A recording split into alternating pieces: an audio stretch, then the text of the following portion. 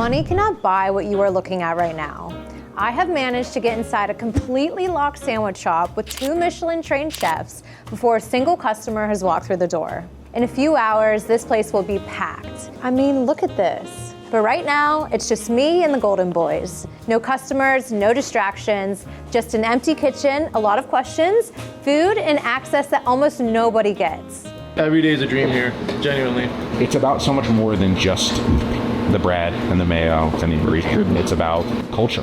So how did I end up here? Let's roll the tapes.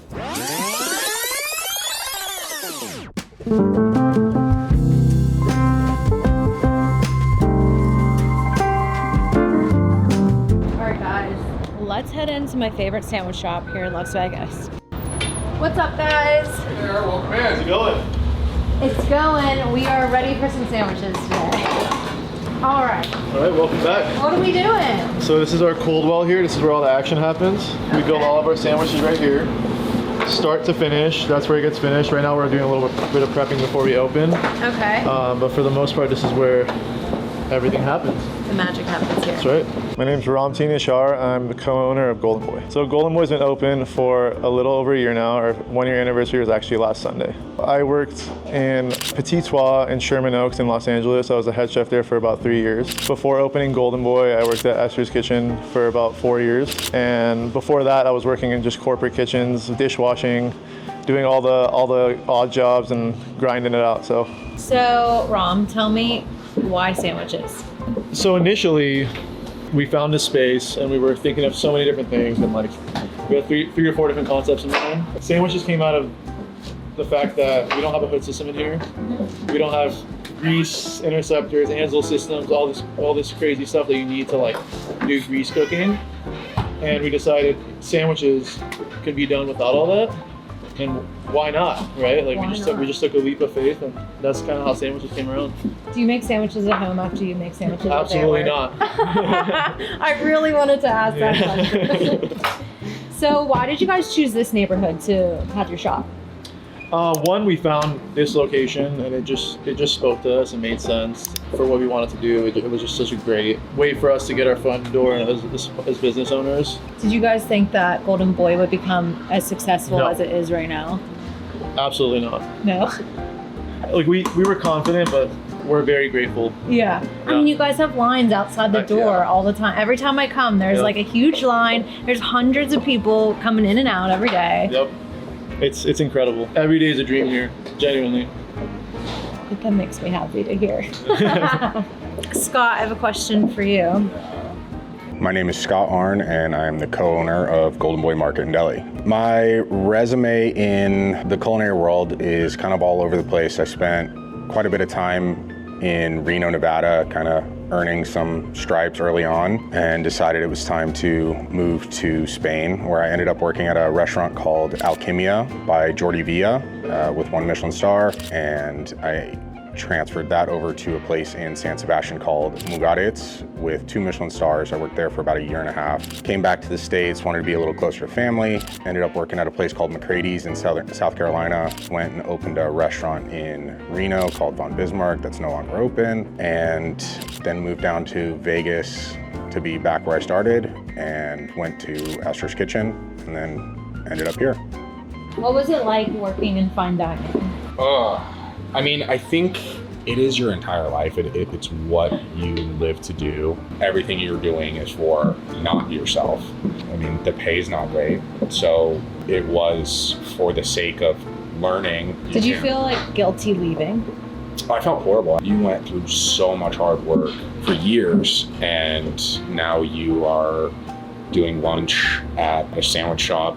But the reality is, it actually feels more rewarding and more authentic and more genuine than any of those restaurants could ever be. We want to make the best sandwich for the next person that comes in, and we want it to be as good the first day as it is the last sandwich that we make. So there's a lot of the same mentality, but it's as rewarding, if not more so, because we're doing it for ourselves and to make one of my best friends and my own lives so much better. Yeah.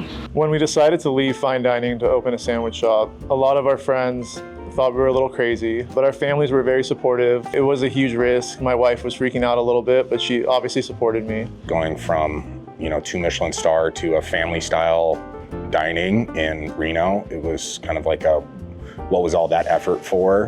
It was never truly about the most perfect, excellent plate of food. It was about being a warm, inviting host. It was good reception and everyone really supported us and pushed us. It was always about giving my best interpretation of what I was making to the people that I care about, and that ended up being the people here that come in every day. The community that you guys have built in this area just around the sandwich shop is huge. It's really big. It's crazy.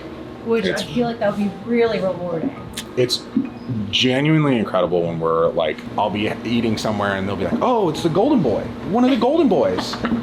And it's so crazy because we're seeing it everywhere now, and it's just sandwiches, and I know it's more than that, but for the longest time it's like, we're just making sandwiches, why is it so crazy? But it's not just about the sandwiches. It's about when you come in, you get to see one of the owners back here cutting bread every day, or saying hello. It's about so much more than just the bread and the mayo and the ingredient. It's about culture. It feels so rewarding that we get to be such a big part of the people around us, and sometimes it's overwhelming to even like say everything that we feel about it. It's just a privilege to be able to do what we're doing. Genuinely, it feels pretty awesome.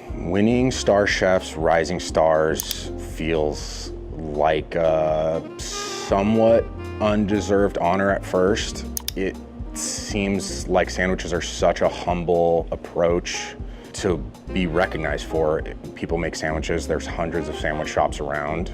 You could see a shift happening in the culinary world. I think people are straying away from the seafood towers and the caviar and the truffles, and they're getting a little tired of it.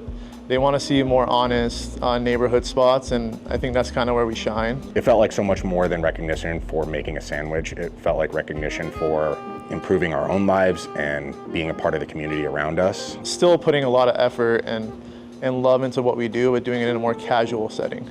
Felt like a pretty amazing honor, actually. Well, you want to show us around those biscuits? I smell some good biscuits and some sandwiches. So right over here, we're doing our monthly special. Ram came up with this one. It's kind of in honor of the true America 4th of July kind of celebration. We're gonna play on kind of an apple pie, but it's more of a caramel apple scone. So we have our regular drop, it's mixed between like a drop biscuit and a scone. Okay. And then we have a apple pie filling, essentially, and then he's finishing it with a white chocolate caramel that is out of control, a little bit of powdered sugar. This and our almond croissant might be my 2 favorite ones we've ever done. This one is very indulgent, but it is so tasty, and it honestly reminds me of it's like America. America. Perfect for the 4th of July. Honestly. So like Scott was talking about, is our house-made scones, the flavor of them is caramel apple. So we have apple filling, scone base, graham cracker crumb, and I make, Incredible. it smells good, right? Yes. House-made caramel sauce with white chocolate. I don't know why I decided to do that, it just seemed fun. And then this is gonna go right over the top.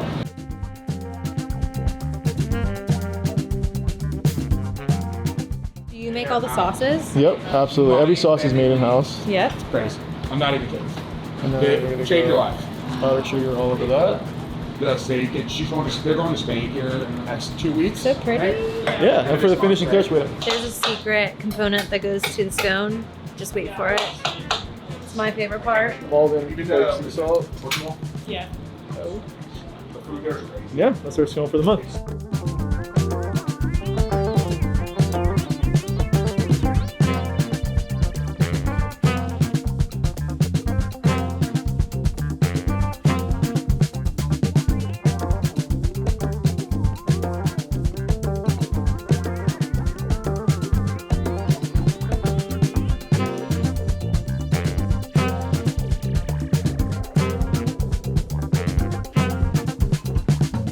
I mean, look at this.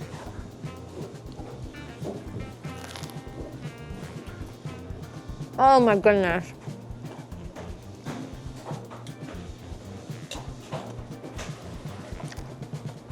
That's a good sandwich.